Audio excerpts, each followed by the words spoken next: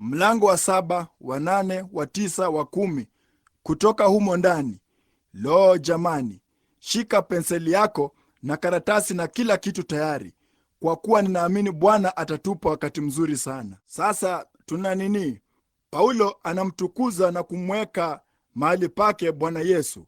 Sasa kama tukipitia haya usiku wa leo, Jumapili asubuhi, ambapo karibu haya yote yataungana moja kwa moja na ujumbe wa Jumapili asubuhi, kwa kuwa ni kutenganisha Sabato.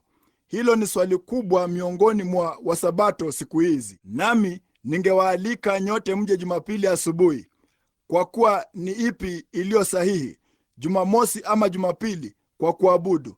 Biblia inasema nini juu ya jambo hilo? Na kwa hiyo basi, endapo nini, kitabu hiki kinatenganisha Torati na neema, na kinaweka kila mojawapo mahali pake. Waebrania walikuzwa kwa Torati, na Paulo alikuwa akiwaambia kile neema ilifanya pamoja na Torati. Sasa hebu na tuweke tu msingi mdogo. Sasa tutaanzia nyuma. Jambo lingine, nina miwani ya kusomea. Labda ninaweza, kama ikitokea, nitoe siri usiku wa leo. Ninayo. Unajua mimi ni nini sana. Nimepungukiwa tu na miaka miwili niwe na umri wa miaka 50. Na sioni kama jinsi nilivyokuwa nikiona karibu nami. Wakati macho yangu nilianza kuona maneno yakiingia kiwi, nilidhani nilikuwa ninakuwa kipofu. Nikaenda kufanyiwa uchunguzi. Daktari akasema, la, wewe umepita tu umri wa miaka 40 mwanangu. Vema, akasema, kama nikiishi kuwa na umri mkubwa vya kutosha, huenda hali ya kwanza ikarudi tena, nipate kuona mbali tena. Akasema, sasa unaweza ukasoma Biblia yako kama ukisogeza mbali nawe? Nikasema ndiyo. Kasema, baada ya kitambo kidogo mkono wako hautakuwa mrefu vya kutosha. Na kwa hiyo natumai sasa katika kusoma huku ya kwamba mimi Biblia hii ndogo ya Collins ina maandishi mazuri ya herufi kubwa. Ninaweza kuisoma vizuri sana. Lakini tutakapofikia kwenye sehemu kubwa za kilindi, ambapo itatupasa kuchukua Agano Jipya na Agano la Kale na kuunganisha pamoja sehemu hizo, nina Scofield ndogo, nami nimezoea Biblia ya Scofield, maandishi yake ya pambizoni. Sisomi maelezo ya Scofield siku hizi, kwa kuwa sikubaliani na Scofield juu ya nadharia zake nyingi, lakini ninapenda jinsi ambavyo imepangiliwa, kwa sababu nimekuwa nayo kwa muda mrefu na ninaisoma, na zaidi sana mpaka kwa namna fulani ninajua jinsi ya kupata somo langu. Haya yote ni mapya kabisa kwangu kuyafundisha, wala mimi hasa si mwalimu, lakini mkinivumilia kidogo nitawaambieni kweli kadiri ninavyoijua. Hata hivyo, sasa kitabu hiki ni Paulo. Kumbukeni, yeye tulimpataje? Yeye alikuwa ni mwalimu mashuhuri kwanza, ama msomi mashuhuri, naye alifundishwa katika Agano la Kale. Kuna mtu yeyote sasa anayeweza kuniambia ni nani tuliona alikuwa ni mwalimu wake? Gamalieli, mmoja wa walimu mashuhuri sana wa zama hizo. Na halafu Paulo, tunaona siku moja kabla hajaitwa Paulo, kuna mtu anayeweza kuniambia jina lake lilikuwa ni nani? Sauli. Naye alikuwa ni mtu mkuu katika Yerusalemu, bingwa wa kidini. Naye alitokea kama mtu wa dini aliyefunzwa vizuri sana. Aliweza kuzungumza lugha 4 ama 5 mbalimbali, na ni mtu mwerevu sana. Vema, je, elimu yake na akili yake vilimsaidia? La, alisema ilimbidi kusahau yote aliyojua kusudi amjue Kristo. Kwa hiyo tunaona basi haihitaji mtu mwenye akili ama mtu mwerevu, inahitaji mtu aliye tayari kunyenyekeza mbele za Mungu, haidhuru vipi. Je, hivi ulijua Dwight Moody alikuwa hana kisomo kabisa? Hata kwa kweli mwandiko wake ulikuwa mbaya sana, hata sijui kama nini. Ilibidi waziandike vizuri jumbe zake daima. Alikuwa mwenye mwandiko mbaya sana, karibu hakusoma kabisa. Je, ulijua ya kwamba Petro na Yohana wa Biblia walikuwa hawana kisomo kabisa, mpaka hata wasingeweza kuandika majina yao wenyewe, wala wasingelilijua likiwa limewekwa mbele zao? Mtume Petro, ambaye alikuwa na zile funguo za ufalme, asingeweza kujua jina lake kama lingaliandikwa mbele zake. Wazia jambo hilo. Biblia ilisema ya kwamba alikuwa bila maarifa wala elimu. Kwa hiyo hilo linanipa nafasi amina. Naam Bwana, hilo linaingia moja kwa moja ndani, kuona kwamba Mungu angeweza kumfanyia mtu jambo hilo. Sasa pia tunaona ya kwamba mara tu Paulo alipopata tukio kubwa, ninataka kuwaulizeni, je, ni tukio kumjia Kristo? Je, kila mtu ana tukio fulani? Naam Bwana, naam Bwana. Ni kuzaliwa, ni tukio. Na kwa hiyo tulikuwa kwenye chuo cha Waluteri si muda mrefu uliopita. Nilikuwa na majaliwa alasiri ya leo nikichelewa. Nilipaswa kuwa kule saa 6 kwa ajili ya chakula cha mchana pamoja na Tom Haye. Ni wangapi waliopata kusikia habari zake? Yule shujaa mashuhuri sana wa maombi ya kiarishi, naye amekuwa pamoja na ndugu huyu Ep kwenye kipindi chake, na anahudhuria sehemu nyingi hapa Marekani. Nami nilikula chakula cha mchana naye leo, nasi nilikuwa nimechelewa kwa saa 3 hivi. Ilikuwa yapata saa 9:30, saa 10 kasorobo tulipokula, lakini ilikuwa ni sawa.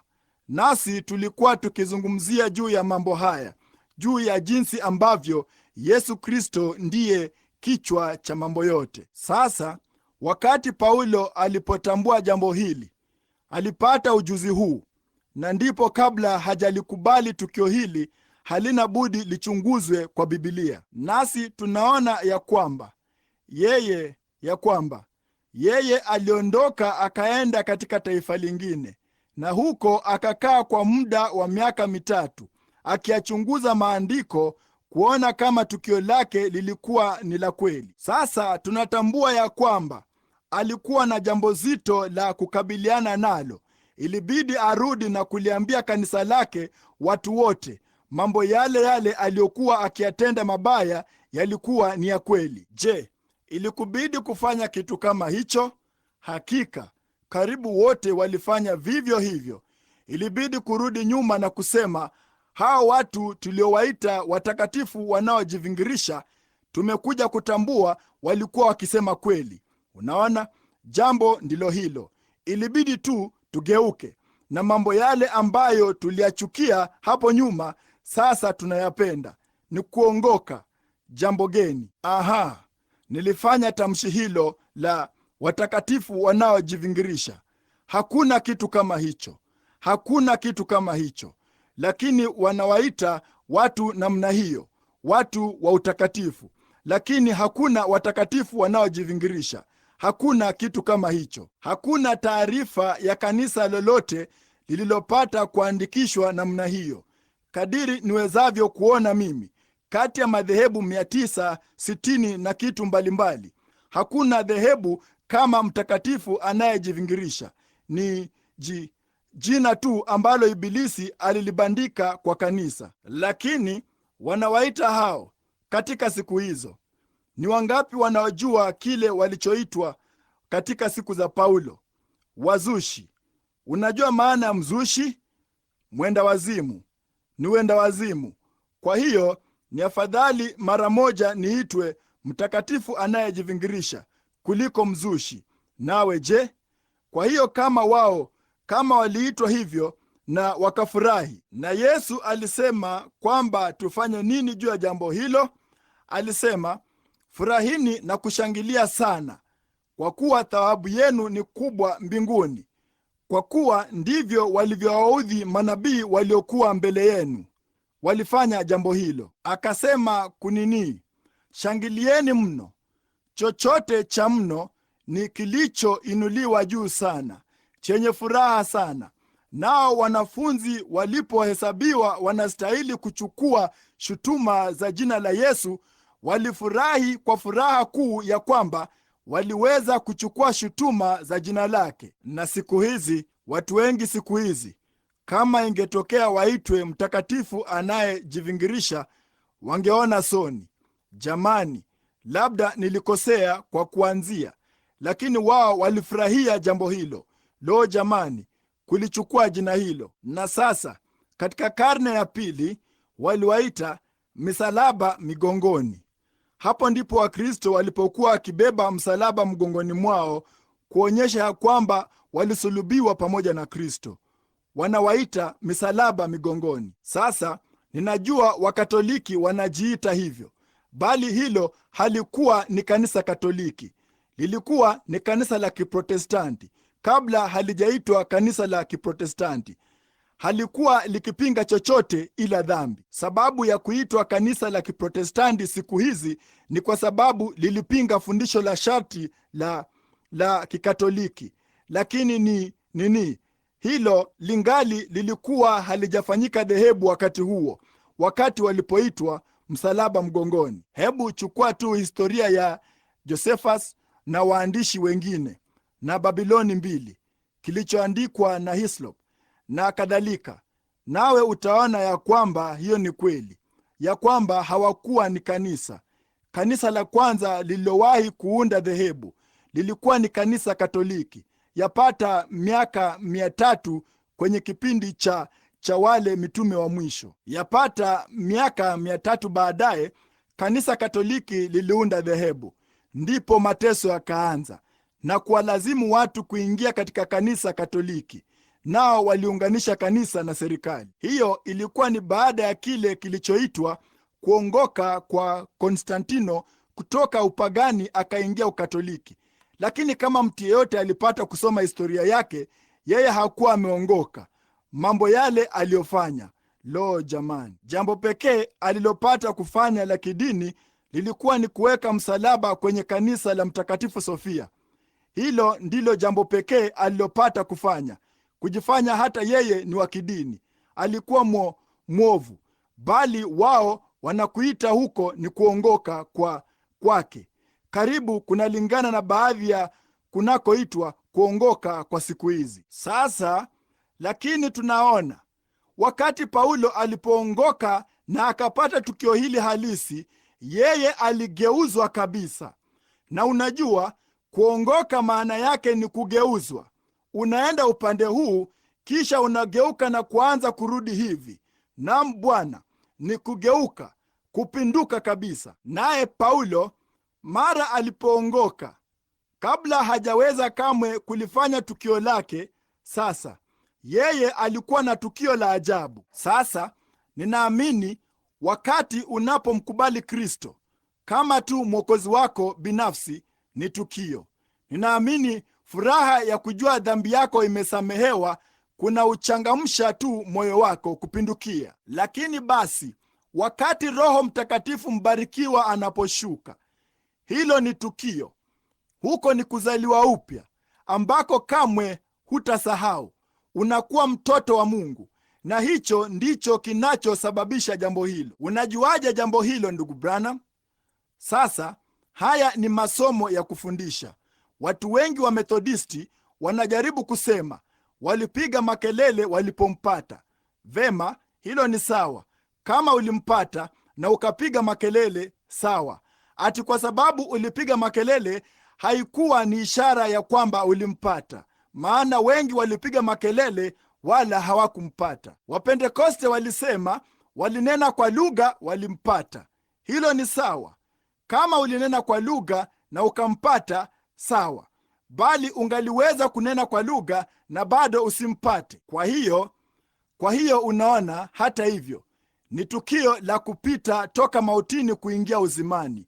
Wakati mambo yote ya kale yanapokufa na mambo yote yanakuwa mapya, Kristo anafanyika halisi. Mambo ya kale yanaanguka, mashina ya kale ya tamaa za kimwili. Unajua jinsi ya kuchimbua shina litoke? tulikuwa tukichukua jembe la kuchimbua na kuanza tu kazi na kulichimba mpaka hapakuwapo na chembe yake iliyosalia. Nao walisema, shina lolote la uchungu likichipuka ndani yako, ling'oe. Hiyo ni kweli, na hilo ndilo ambalo Roho Mtakatifu hufanya. Hung'oa mizizi yote, anaichimbua, anailundika, anaichoma moto, anaitupilia mbali. Ndipo unapata zao zuri kama tukifanya hivyo. Sasa Paulo alijua ya kwamba jambo fulani lilitukia.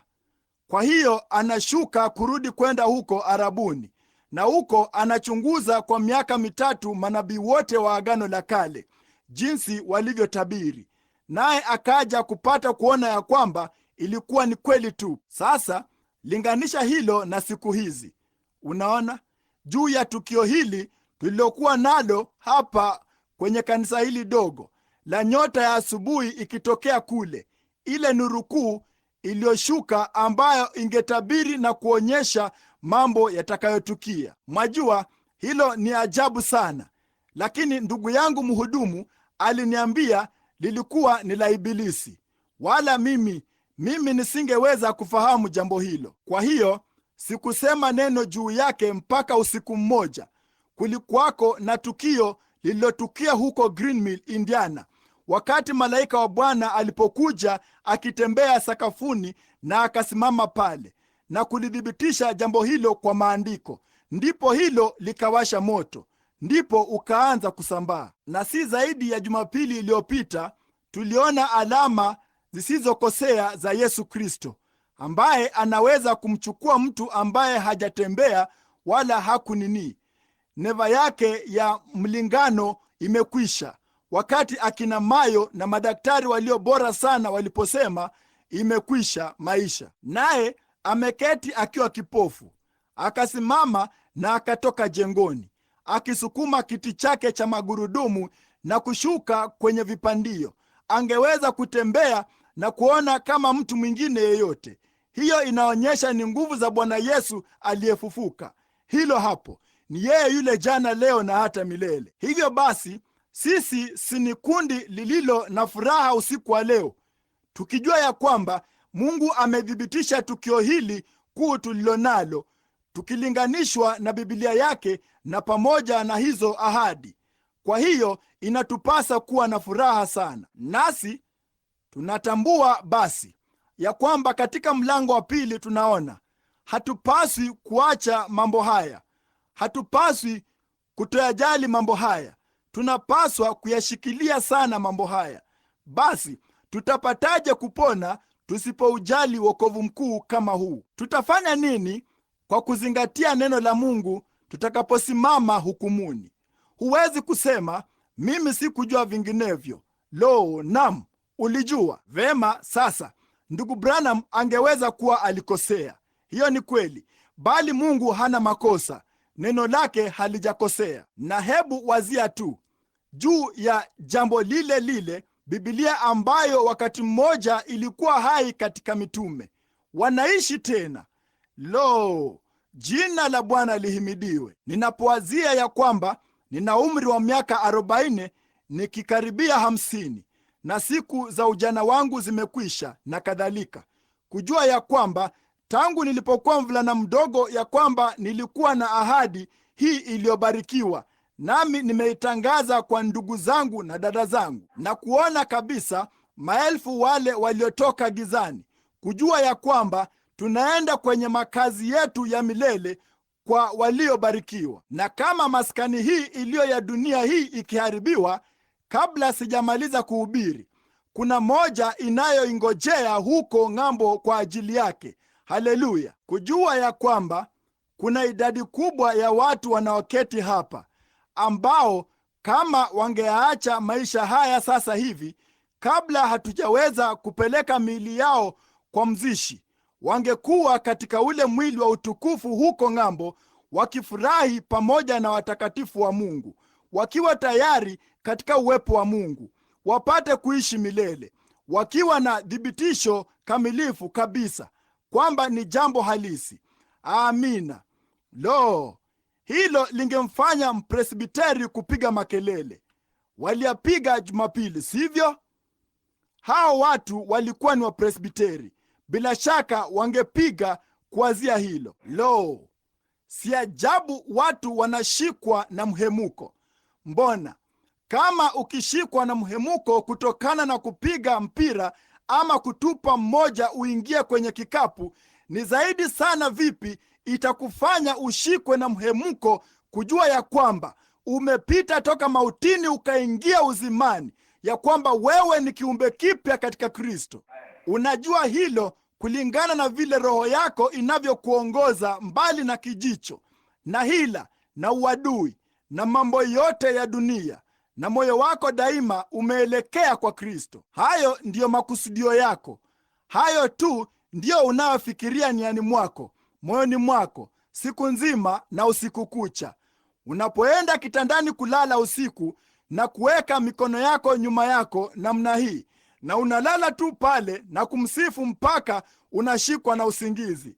Unaamka asubuhi ungali unamsifu. Amina. Lo jamani, nimejaribu kumsifu. Kila asubuhi tumekuwa tukiamka saa 10, mimi pamoja na ndugu Woods, tukitoka asubuhi na mapema kwenda kuwinda kindi. Ninamsifu chini ya kila mti. Ninaamini ninaoufikia. Siwezi kuona mti bila kumsifu. Nawazia yeye aliukuza huo mti. Unamuona maskini panzi mdogo akiruka juu. Yeye anamjua panzi huyo. Lo, unasema upuzi ndugu Bill. Lo, la sivyo. Yeye anajua kila mahali alipo kindi. Anajua mahali kila kipepeo alipo. Mbona wakati mmoja yeye alihitaji fedha kidogo na akasema, Petro, kuna samaki muda kidogo uliopita aliyemeza sarafu ya kutosha tu kiasi tunachohitaji. Nenda ukatupe ndoana ndani, nitamtuma kule. Toa sarafu hiyo mdomoni mwake, maana hawezi kuitumia yeye mwenyewe. Nenda ukamlipe fungu letu la 10 na kodi. Amina. Na majuma machache yaliyopita niliona samaki mdogo ameuawa, anaelea majini. Ninyi nyote mlisikia hadithi yake. Yule pale ndugu Woods na ndugu yake na hao wengine hapa kushuhudia jambo hilo. Samaki huyo mdogo amelala mauti kwa nusu saa juu ya maji, huku matumbo yake yametokeza mdomoni mwake. Ndipo Roho Mtakatifu aliye mkuu akashuka baada ya yeye kusema, siku moja iliyotangulia utaona ufufuo wa mnyama mdogo. Na kesho yake asubuhi, yapata punde kidogo baada ya mapambazuko, tulimwona huyo samaki mdogo si mrefu zaidi ya hivi, wakati Roho wa Bwana aliposhuka na kusema, ewe samaki mdogo, Yesu Kristo anakufanya mzima. Na samaki huyo aliyekufa alikuwa akielea juu ya maji kwa karibu nusu saa, akawa mzima na akaenda zake akiogelea upesi tu alivyoweza. Lo, jina la Bwana lisifiwe. Jinsi yeye alivyo ajabu! Si ajabu Paulo angeweza kusema ya kwamba alikuwa katika mfano wa Melkizedeki. Yeye alikuwa ni Melkizedeki. Melkizedeki hakuwa na mwanzo wa siku zake, hakuwa na mwisho wa miaka, hakuwa na mwanzo wa maisha wala mwisho wa uhai, hakuwa na baba wala mama. Kwa hiyo yeye asingeweza kuwa ni mtu mwingine yeyote. Yeyote aliyekuwa, yeye angali uhai usiku wa leo. Kwa hiyo yeye ndiye pekee namna moja ya uzima wa milele, na huo ni wa Mungu. Jana jioni tulipokuwa na majadiliano, ndugu fulani hakuweza kuelewa na utatu wa Mungu na jinsi tulivyokuwa tukizungumzia kuhusu jambo hilo, jinsi ambavyo Yesu alisimama pale, mwanadamu wa umri upatao miaka 30, naye akasema, wao walisema, lo, baba zetu walikula mana jangwani. Akasema, nao hao wote wamekufa. Lakini akasema, mimi ndimi hicho chakula cha uzima kishukacho kutoka kwa Mungu mbinguni, ambacho mtu hula wala hafi. Lo, wakasema, baba zetu waliunywea ule mwamba jangwani. Akasema, mimi ndimi huo mwamba, mtu wa umri wa miaka 30. Kasema, Ibrahimu alishangilia kuiona siku yangu. Mbona? Akasema, sasa unataka kuniambia ya kwamba wewe ni wa rika ya Ibrahimu na hujapata umri wa miaka 50 bado, na unataka kusema ya kwamba umemwona Ibrahimu ambaye amekufa kwa miaka 800? Tunajua ya kwamba wewe una pepo sasa, una kichaa. Hiyo ndiyo maana ya pepo, mtu mwenye kichaa. Wakasema una pepo na una wazimu. Akasema Ibrahimu asijakuwako, mimi niko. Hivyo ndivyo yeye alivyokuwa. Yeye hakuwa mwanadamu tu, wala hakuwa nabii tu. Yeye alikuwa Mungu, Mungu akiishi duniani katika mwili wa nyama ulioitwa Yesu, mwana wa Mungu aliyefanyika mwili. Hivyo ndivyo hasa alivyokuwa. Sasa tunamwona hapa kwamba katika sehemu ya mwisho sasa ya kumalizia kwa mlango wa pili ambao ninataka kuufikia kuanzia kwenye kifungu cha 16 ama kifungu cha 15, akawaacha huru wale maisha yao yote kwa hofu ya mauti. Walikuwa katika hali ya utumwa. Hivyo ndivyo alivyosema ya kwamba Yesu alifanya, kwamba alikuja kuwaweka huru na utumwa, ambao maisha yao yote walihofu mauti. Sasa hakuna haja ya kuhofu mauti. Sasa hakuna budi tuna hofu. Sisi hakuna hata mmoja wetu anayetaka kufa, tunakoita kufa. Lakini je, unajua ya kwamba kama mtu amezaliwa mara ya pili hawezi kufa? Anawezaje kuwa na uzima wa milele na kisha afe? Hawezi kufa. Kitu pekee ambacho ni mauti, neno mauti maana yake ni kutenganishwa. Sasa yeye atatengwa mbele ya macho yetu, lakini yeye daima yuko katika uwepo wa Mungu na daima atakuwa. Kwa hiyo kifo si kitu kigumu. Mauti ni kitu cha utukufu. Mauti ndiyo yanayokupeleka katika uwepo wa Mungu. Lakini sasa, bila shaka, sisi tukiwa wanadamu tunatembea katika mazingira haya yenye giza hapa. Hatufahamu jambo hilo jinsi tunavyopaswa kufahamu, na hapana budi, wakati maumivu makali sana ya mauti yanapokuja, yanamfanya aliye mtakatifu sana wetu ahofu na ayakatae. Yalimfanya mwana wa Mungu kusema, je, kikombe hiki kingeweza kunipita? Ni kitu cha kutisha sana. Usilichukue vibaya, kwa sababu sisi ni mshahara wa dhambi. Ndivyo mauti ilivyo, nayo hayana budi kuwa ni mabaya sana. Bali kama tunaweza tu kuangalia ng'ambo tu ya pazia, huko ndiko kwenye mambo. Jina la Bwana lihimidiwe. Ng'ambo tu ya pazia, huko ndiko mwanadamu anapenda kuangalia usiku wa leo. Maskini Anna Maya Snelling na hao wengine walikuwa wakiimba wimbo fulani hapa, Bwana nijalie niangalie ng'ambo ya pazia la wakati. Kila mtu anataka kuona huko. Sasa tuko katika kifungu cha 16. Maana hakika alitwaa.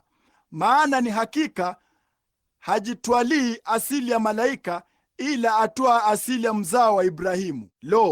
Tunataka kushikilia jambo hilo tena sasa tunashuka moja kwa moja kupata maana sehemu ya kwanza ya mlango huu wa 3, sehemu yake ya mwisho inaungana na siku ile kwa ajili ya Sabato, kwa ajili ya Jumapili hii ijayo. Sasa angalia, hajitwalii asili ya malaika. Sasa ni nani huyu ambaye anazungumza habari zake? Kristo ni nani? Mungu, yule logos wa Mungu. Sasa hebu nielezee jambo hili tena, mpate kuwa na hakika. Mungu si miungu watatu. Utatu wa Mungu ni mmoja, Baba, Mwana, Roho Mtakatifu. Haimaanishi kuna miungu watatu mbalimbali. Kama wapo, sisi tungekuwa makafiri. Hiyo ndio sababu Wayahudi hawawezi kuelewa. Kamwe hilo halijawahi kufundishwa katika Biblia. Sasa linafundishwa katika kanisa Katoliki. Kweli kabisa. Huko ndiko ambako ubatizo wa utatu ulikotoka. Huko Afrika wanakubatiza mara 3 kifudifudi. Mara moja kwa ajili ya Mungu Baba, mara moja kwa ajili ya Mungu Mwana, mara moja kwa ajili ya Mungu Roho Mtakatifu. Sasa hilo ni kosa. Hakuna mafundisho ya namna hiyo katika Biblia. Unaona? Na sasa Hivyo ndivyo walivyofundisha. Yalikuja kupitia kwa Luther, kutoka kwa Luther yakaingia kwa Wesley, moja kwa moja kupitia katika nyakati kadiri zinavyoendelea, bali kamwe halikuwa ni fundisho la Biblia. Daima limekuwa ni kosa tangu lilipoanzishwa. Sasa kwa hiyo Mungu alikuwako hapo mwanzo, kabla hakuja kuwako na nuru yoyote, kabla hakujapata kuwako na atomi yoyote, kabla hapaja kuwako na nyota, kabla hakuja kuwako na kitu chochote kinachoonekana. Mungu alijaza anga lote, na humo ndani hamkuwamo na kitu ila usafi, upendo msafi, utakatifu msafi, haki safi. Ilikuwa ni Roho. Yeye alifunika anga zima lote kutoka umilele, ambapo hatuwezi kuliwazia hilo. Limezidi kitu chochote ambacho tungeweza kuwazia. Ni kama kupitia kwenye darubini ile tungeweza kuona umbali wa mwendo wa nuru angani wa miaka milioni 100 na kitu. Wazia jambo hilo, eneo la anga la mwendo wa nuru wa miaka milioni 100, na nuru inaenda mbio za kama maili 8,000 kwa sekunde moja, nao mwendo wa nuru wa maili za anga milioni 100. Hebu wazia tu, hizo zingekuwa ni maili milioni ngapi? Usingeweza hata kuzihesabu. Unaweza tu kuchukua safu ya 99 na kuizungusha Jeffersonville, na hata hivyo usingeweza kuziweka katika maili za maili. Hebu wazia, na mbele ya hizo kungali kuna nyota na sayari, na Mungu kabla haijakuwapo moja ya hizo, yeye alikuwapo. Unaona? Na sasa Logos aliyetoka kwa Mungu, ambaye alikuwa ni yule Logos, yote haya yalianza kufanyika katika umbo la mwili, na umbo hili la mwili liliitwa katika fundisho la mwanachuoni Logos, yule Logos aliyetoka kwa Mungu. Kwa maneno mengine, neno zuri zaidi kwake lilikuwa ni ule tunachoita theofania. Theofania ni mwili wa binadamu uliotukuzwa, si hasa wenye mwili na damu kama utakavyokuwa katika kipindi chake cha kutukuzwa, bali ni wa umbo la mwili wa mwanadamu ambao hauli wala haunywi, bali ni mwili unaotongojea mara tutakapoacha huu. Sasa humo tunaingia katika mwili huo, naye Mungu alikuwa katika mwili wa jinsi hiyo, kwa kuwa yeye alisema, na tumfanye mtu mfano wetu na sura yetu. Sasa mtu alipoingia katika mwili huo, alikuwa na utawala juu ya samaki wote na ndege na wanyama wa kondeni, na halafu hapakuwapo na mtu wa kuilima ardhi. Mwanzo 2. Yeye alikwisha kumfanya mwanamume na mwanamke, bali hapakuwapo na mtu wa kuilima ardhi. Basi Mungu akamfanya mtu kutoka katika mavumbi ya ardhi, akampa mkono kama wa sokwe mtu, akampa mguu kama wa dubu, akamfanya kwa sura hiyo. Na mwili huu wa dunia hii uko katika mfano wa mnyama, na umefanywa kwa vitu vya namna ile ile. Mwili wako umefanywa kwa vitu vile vile, kama farasi au mbwa ama kitu kama hicho. Umefanywa kwa kalisi, potashi, petroli, nurulimwengu. Wewe si nini tu. Nyama yote kama hiyo si ya nyama ya namna ile ile, ni nyama tofauti, bali imefanywa kwa mavumbi ya ardhi mahali ilipotoka. Lakini tofauti kati ya mnyama na mwanadamu, Mungu aliweka nafsi katika mwanadamu, wala hakuiweka katika mnyama, kwa sababu nafsi iliyokuwa katika mwanadamu ni ile theofania. Kamwe sitafikia kamwe kwenye somo hili, bali sina budi kupata hili. Angalia, hivi hukumbuki wakati Petro alipokuwa gerezani, naye malaika wa Bwana akaja na akaifungua ile milango? Tulikuwa tukipitia kwenye soko hili kuu hapa hivi majuzi, ndipo mlango ukafunguka mbele zetu. Nikasema, unajua, Biblia ndiyo iliyokuwa ya kwanza kuwa na kitu hicho. Unaona?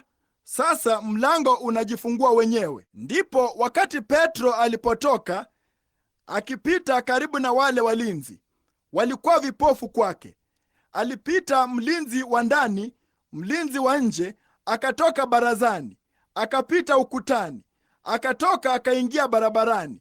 Wala hakuna mmoja wao alijua kwamba alikuwa ni nani, wala hakujali. Walidhani alikuwa ni mlinzi mwingine ama yeyote yule. Wao alipita tu pale, ndipo mlango ukajifungua wenyewe alipokuwa akitoka, kisha ukajifunga nyuma yake. Ndipo wakati alipotoka huko nje, alidhani alikuwa anaota. Ndipo aliposhuka akaenda kwenye nyumba ya Yohana Marko, ambako walikuwa na mkutano wa maombi. Ndipo alipokuwa akipiga hodi, kuwa miongoni mwenu. Lo, yeye ni mtukufu, yeye ni wa ajabu. Sasa lo, yeye hakufanywa katika mfano wa malaika, ila atoa asili ya mzao wa Ibrahimu. Mungu alifanyika mzao wa Ibrahimu. Sasa kama tungalikuwa na wakati kurudi nyuma na kuonyesha jinsi alivyofanya jambo hilo katika Agano. Mmenisikia nikihubiri juu ya jambo hilo mara nyingi, jinsi ambavyo yeye aliwachukua hawa wanyama na akawapasua, kisha akatupa hua na njiwa ndani. Kisha akaangalia, akaona moshi mdogo, tisho jeusi, mauti. Halafu akaona tanuru inayotoka moshi, kuzimu. Lakini ng'ambo ya hayo kuliondoka nuru ndogo nyeupe, na hiyo ndogo nyeupe ilipitia katikati ya kila kipande cha dhabihu hiyo iliyokatwa, ikionyesha ya kwamba hivyo ndivyo atakavyofanya. Ndipo akaapa kiapo wakati alipofanya hivyo, kisha akaandika agano, akionyesha ni kitu gani atakachofanya. Naye Yesu Kristo alikuja duniani, Mungu Imanueli, Mungu katika mwili. Na hapo Kalvari yeye aliraruliwa, ndipo roho yake ikarudi kwenye kanisa, na mwili wake ukainuliwa na kuwekwa kwenye kiti cha enzi cha Mungu. Kiti cha enzi cha Mungu. Yule aliye kwenye kiti cha enzi ni hakimu. Tunajua jambo hilo vema. Hukumu iko wapi? Baba ametoa. Yeye hamhukumu mtu yeyote, bali Baba amempa mwana hukumu yote. Kwa hiyo yeye ni na uhai wake ni kuhani mkuu aliyeketi pale pamoja na mwili wake mwenyewe kama dhabihu, kufanya dua kwa ajili ya maungamo yetu. Amina. Ndugu, hilo linaweka jambo fulani ndani yako. Angalia, yeye alichukua uzao wa Ibrahimu, alifanyika mwanadamu. Mungu aliyefanyika mwili miongoni mwetu apate kutukomboa. Katika maneno mengine, Mungu alifanyika dhambi ili kwamba sisi wenye dhambi tupate kuwa washiriki wake. Na wakati tunaposhiriki pamoja naye, tunashiriki nini yake. Sisi tulikuwa watu wa wakati 70, ndipo Mungu akashuka akafanyika mmoja wetu 70 kwa ajili ya wakati wake uliokusudiwa, tupate kushiriki uzima wake wa milele. Ndipo wakati tunapozaliwa mara ya pili, sisi ni wana na binti za Mungu, nasi tuna uzima wa milele, wala hatutaangamia kamwe. Lo, ni Mwokozi wa kuhimidiwa na namna gani! Lo, hakuna njia ya kuandika jambo hilo, hakuna njia ya kulielezea. Halielezeki kabisa. Hakuna mtu anayeweza kulielezea jinsi lilivyokuu, jinsi wewe ulivyo mkuu, jinsi wewe ulivyo mkuu. Ni kweli hivyo, ilimpasa kufananishwa na ndugu zake katika mambo yote. Wazia jambo hilo, apate kuwa kuhani mkuu mwenye rehema, mwaminifu katika mambo ya Mungu. Sikilizeni jambo hili, ili afanye suluhu dhambi za watu wake, kupatanisha.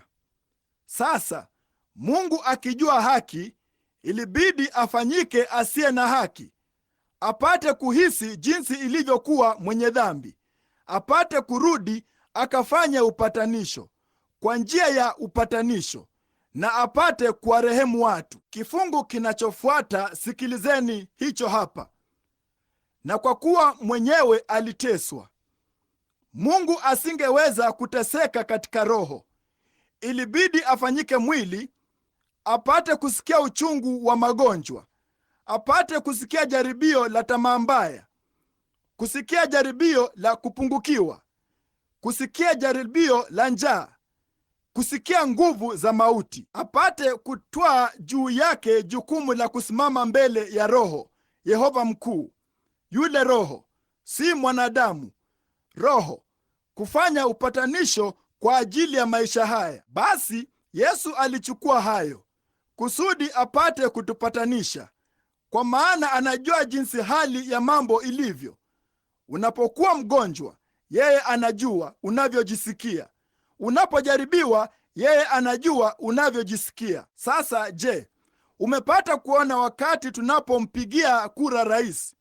Kila mkulima atampigia kura rais ambaye amekuwa mkulima, kwa maana anajua sehemu iliyo ngumu ya maisha ya mkulima. Unaona, mtu anataka mtu fulani anayeelewa. Na kabla Mungu hajafahamu, yeye akiwa ule utakatifu mkuu, angewezaje kupata kufahamu baada ya kumhukumu mwanadamu? Kwa utakatifu wake, yeye alimhukumu mwanadamu, na njia pekee atakavyopata kujua jinsi ya kumhesabia haki mwanadamu ni kufanyika mwanadamu. Ndipo Mungu akamtia uvuli bikira, naye akazaa mwili. Si damu ya Kiyahudi, si damu ya mataifa, bali damu yake mwenyewe, damu ya Mungu iliyoumbwa bila kujuana kimwili hata kidogo, pasipo na tamaa ya kujuana kimwili. Na chembechembe hii ya damu iliyoumbwa katika tumbo la uzazi la mwanamke huyu ilimleta mwana.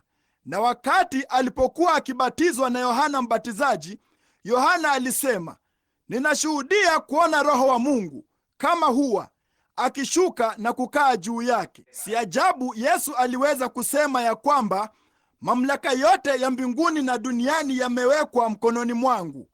Mungu na mwanadamu wakawa mmoja, mbingu na nchi zilikumbatiana, naye alikuwa ndiye aliyeweza kuleta upatanisho kwa ajili ya dhambi zetu. Hiyo ndio sababu kwamba katika jina lake uponyaji unafanyika. Yeye anajua maumivu yako. Je, umewahi kusikia wimbo huu mfupi wa kale? Yesu anajua uchungu unaosikia. Yeye anaweza kukuokoa na anaweza kuponya. Upeleke mzigo wako kwa Bwana na uache pale. Hiyo ni kweli. Yeye anajua. Wakati mwili wetu unateseka kwa uchungu, wala hatuwezi kupata afya tena, kumbuka tu Mungu mbinguni hujibu maombi. Yesu anajua uchungu unaosikia. Yeye anaweza kuokoa na anaweza kuponya. Upeleke tu mzigo wako kwa Bwana na uuache pale. Hayo tu ndiyo anayokusihi, uuache tu pale. Kwa nini? Yeye ndiye kuhani wetu mkuu anayesimama hapa, anayejua jinsi unavyokuambia, naye anajua jinsi ya kukupatanisha uirudie neema, na jinsi ya kukurejeshea afya yako. Anajua yote juu ya jambo hilo. Yeye aliteseka. Wakati huna mahali pa kulaza kichwa chako, yeye naye alikuwa na jambo hilo. Unapokuwa na nguo moja tu ya kubadilisha, yeye naye alikuwa vivyo hivyo. Unapodhihakiwa, unapoteswa, yeye alikuwa na yayo hayo. Sikilizeni kifungu cha mwisho sasa. Vema, aweza kuwasaidia wao wanaojaribiwa. Ama kwa maneno mengine, yeye anaweza kuwahifadhi wao, kuwapa msaada wao, kuwafanya wao, kuwahurumia. Kwa sababu Mungu mwenyewe alifanyika mtu kusudi apate kuuhisi. Kumbukeni hivi majuzi usiku, hivi hatukufundisha juu ya jambo hilo, jinsi ambavyo ilimbidi Mungu kunini? Mauti yalikuwa na mwiba ndani yake, tishio ndani yake. Siku zao zote walikuwa katika utumwa kuhusu mauti haya. Ndipo Yesu akaja apate kuondoa huo mwiba kutoka katika mauti. Ndipo alipokuwa akipanda mlimani. Je, mnakumbuka jinsi tulivyolielezea jambo hilo? Hayo madoa madogo mekundu kwenye koti lake, baada ya kitambo kidogo, yote yalifanyika doa moja kubwa, na kumwaga damu karibu naye. Maskini mwili wake mnyonge asingeweza kwenda mbele zaidi, naye akaanguka. Simoni Mkirene, yule mtu mweusi, alimsaidia kuubeba msalaba juu ya kile kilima. Ndipo wakati walipomsulubisha msalabani, naye akapiga makelele apate maji. Mtu yeyote anayetokwa na damu hupatwa na kiu cha maji. Mnakumbuka nilipohubiri hivi majuzi usiku juu ya kulungu na ayala wanaokionea kiu kijito cha maji. Vivyo hivyo nafsi yangu inakuonea kiu, Mungu. Kama kulungu amejeruhiwa na ni mzima akimwagika damu, hana budi afikie kwenye maji, la sivyo atakufa. Nilipigwa risasi huko kondeni nilipokuwa na umri wa miaka 14, nami nilikuwa nimelala pale. Miguu yangu ilikuwa imelipuliwa juu yangu kama sambusa kutokana na bunduki ya geji 12. Ndipo nikalilia maji ya kunywa. Jamani, nipeni maji ninywe. Nilikufa ganzi, mdomo wangu ulikufa ganzi. Rafiki yangu msiri alikimbilia kwenye kidimbwi cha zamani kilichokuwa na kila namna ya vifurukutamikia kinamasi. Sikujali kilikuwa na nini, naye akaijaza maji, nami nikafungua mdomo wangu. Ndipo akaikamua kofia yake kabisa namna hiyo mdomoni mwangu. Mtu ilibidi upate maji unywe. Alikuwa akitokwa na damu. Akasema, nipeni maji ninywe. Ndipo wakampa siki kwenye sifongo, naye akaikataa na akaitema. Yeye alikuwa ni mwanakondoo wa Mungu akifa pahali petu, apate kuwapatanisha wanadamu. Ilikuwa ni nini? Mungu wa mbinguni. Billy Sunday wakati mmoja alisema ya kwamba kila kijiti kilikuwa na malaika wamekaa ndani yake, wakisema, hebu vuta tu mkono ukaelekeze kidole chako, tutabadilisha hali ya mambo. Hilo kundi fidhuli la wenda wazimu wa kidini linaloitwa wanachuoni fulani wenye elimu ya DD PhD lilienda karibu naye na kusema, sasa kama wewe ni mwana wa Mungu, uliwaokoa wengine, mwenyewe huwezi kujiokoa. Shuka kutoka msalabani nasi tutakuamini. Hawakujua ya kwamba walikuwa wakimsifu yeye. Angeweza kujiokoa, lakini kama angalijiokoa, wengine asingeweza kuwaokoa. Kwa hiyo yeye alijitolea. Jina lake litukuzwe. Yeye alijitolea nipate kuokolewa, nawe uweze kuokolewa. Lo, ni upendo wa jinsi gani usio na kipimo! Haikumbidi kuwa mgonjwa. Huo mwili wa thamani uliozaliwa na bikira haikubidi uugue, bali yeye aliugua apate kujua jinsi ya kuniombea nilipokuwa mgonjwa. Haikumbidi kuchoka, bali alichoka. Nilisoma historia moja juu ya jambo hilo wakati mmoja. Sijui kama ilikuwa ni ya kweli ama si ya kweli.